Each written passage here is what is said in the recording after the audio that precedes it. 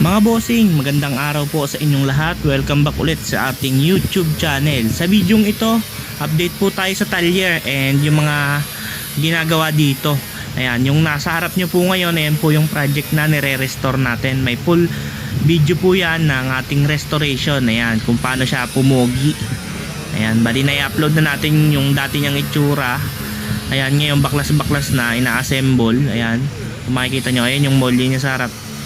Mamaya ipoporma na rin yan. And dito naman sa likod mga boss, nakaporma na yung molly niya sa likod. Ayan, dalawa po. Bali, mga bago po yung molly na ginamit dito. And bago yan, ito, pakikita ko sa inyo yung ating unit na Toyota 4K ipapass brake natin for only 130,000 mga boss. FEJ kung tawagin or Victory type. Original po yan mga boss. Toyota 4K, naka 17 size na mags for only 135,000. Ayan, as is po tayo dyan, running condition po yan. Pakikita ko sa inyo ng bahagya yung loob niya mga boss. Bali, pasyalan nyo na lang dito sa ating garahe tong unit na to. Paunahan lang to mga bossing ha.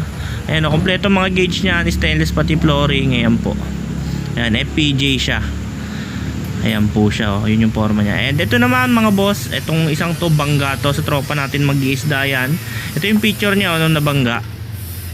Ayan mga boss, yung naka-flash sa screen. Ayan, hindi na natin na videoan kasi nalobat yung pang video natin. Ayan, ayan naman yung plaka, kita nyo naman. Wasak na wasak yan mga boss, pati tambol. Buti hindi naapektuhan yung chassis. Tsaka yung bumper sa harap wasak.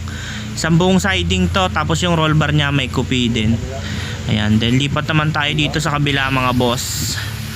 Ayan, bali ito nga yung nire-restore na Honor type Jeep. Ayan, may ibang video yan, pinakita ko lang din sa inyo. Ayan, dahil itong video ito is talyer update nya.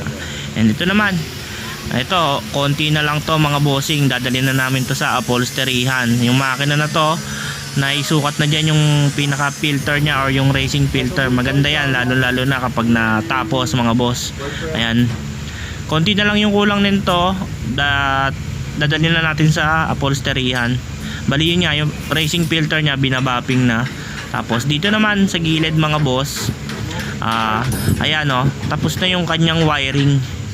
Ayan, hindi ko pala naipakita sa inyo. Tapos na pala wiringan yan. Ang kulang nyan yung battery, kakabit na lang.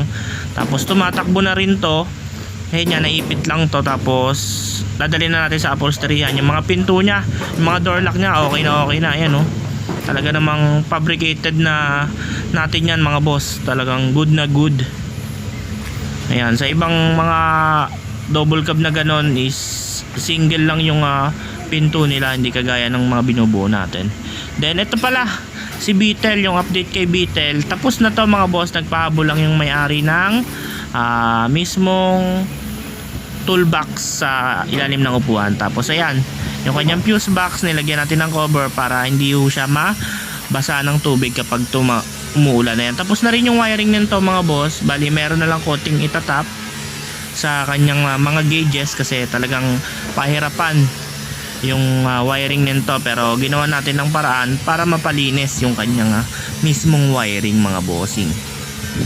And ito naman, papakita ko sa inyo, ayan o, yung kanyang toolbox. Ayan o, sinunod natin sa hubog ng upuan.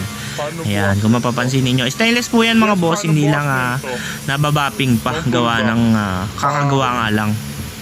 Ayan po siya o. Bali yung bukas niyan, ayan, pataas. Hindi lang nakakabit yung kanyang mismong bisagra dahil ayun yan, naka-spot, kagagawa lang, binidyoan lang natin.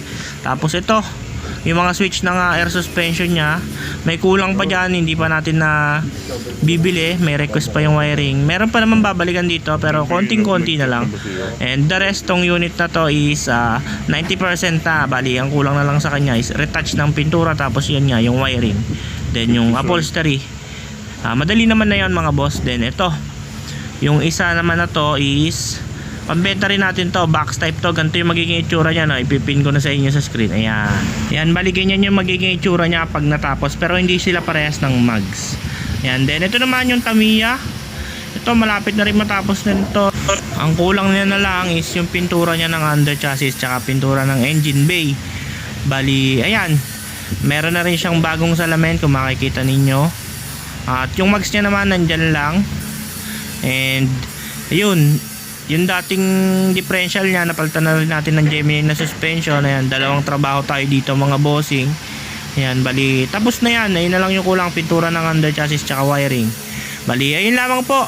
Ito lang yung ating Talyer update. Sa susunod na video, antayin nyo, bibila natin siya ng makina sa Blumentritt. Bali, yun lamang po yung ating Talyer update.